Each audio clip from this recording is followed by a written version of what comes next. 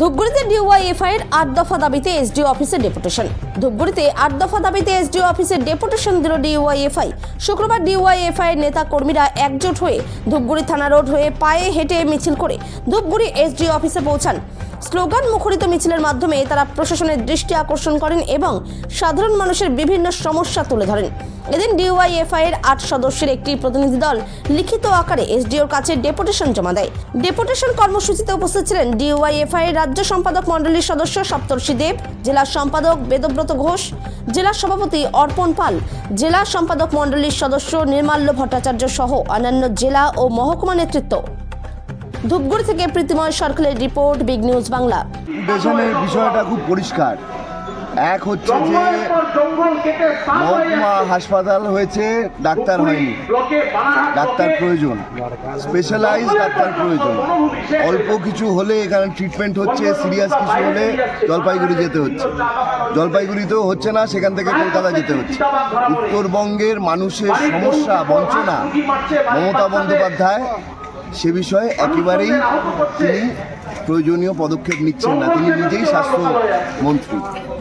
আমরা বলতে চাইছি যে এখানে চা বাগানগুলোর অবস্থা খুব খারাপ। চা বাগান শ্রমিকদের যে সমস্যা, সেই সমস্যার বিষয়ে প্রশাসন কোনো ভূমিকা নিচ্ছে না। বন্ধ চা বাগানের শ্রমিকরা কীভাবে থাকবে, তাদের স্বাস্থ্য পরিষেবার দায়িত্ব কারা নেবে, তাদের রুজি রুটি কীভাবে চলবে, কেউ বলছে না। আমরা বলতে চাইছি এই যে হোগলাপাতা অঞ্চল, বানভাসী মানুষ, 4 মাস হয়ে গেল বন্যা, 4 মাস হলো বন্যা হয়ে গেছে। সেই 4 মাস পরেও 20টা পরিবারের বেশি পরিবার এখনো প্লাস্টিকের টেন্টে থাকবে। আর মমতা বন্দ্যোপাধ্যায়ের ছবিওয়ালা আবাস যোজনার বিজ্ঞাপন এসডিও অফিসের দেওয়ালে থাকবে। এসডিওর তো লজ্জা হওয়া উচিত, নয় ওই পোস্টার খুলে দেওয়া উচিত, আর নয়তো নিজে হোগলাপাতায় গিয়ে যেখানে সাধারণ মানুষগুলো প্লাস্টিকের শেডে রয়েছে এই ঠান্ডার মধ্যে, সেখানে 1 রাত কাটিয়ে আসুক এসডিও, 1 রাত কাটাক মানুষের সাথে। তবে মমতা বন্দ্যোপাধ্যায়ের কাছে গিয়ে বলতে পারবেন যে ম্যাডাম এখানে অনুদান দরকার, এই মানুষগুলোকে সাহায্য করা দরকার।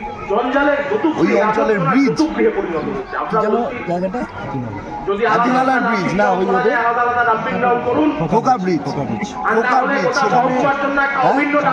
চামুচির খোকা ব্রিজ, সেই খোকা ব্রিজ নদীর এপার ওপার, ছেলেমেয়েরা স্কুলে আসবে এপারে, আসছে বাঁশ বেয়ে বেয়ে আসছে, আসতে গিয়ে বৃষ্টিতে বাঁশ থেকে পড়ে যাচ্ছে, জলে হাত লাগছে, পায়ে লাগছে, একটা ব্রিজ করতে পারছে না। এত কিছু হচ্ছে মানুষের, এত সমস্যা রয়েছে। এইরকম দাবি নিয়ে আমরা এসেছি।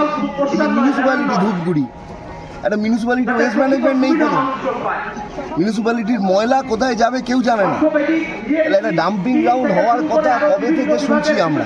বাম আমলেই তো সেখানে জমি কেনা হয়েছিল এই ডাম্পিং গ্রাউন্ডের জন্য। বাম আমলে জমি কেনা হয়েছে, তারপরে বাম সরকারকে এরা হারিয়েছে।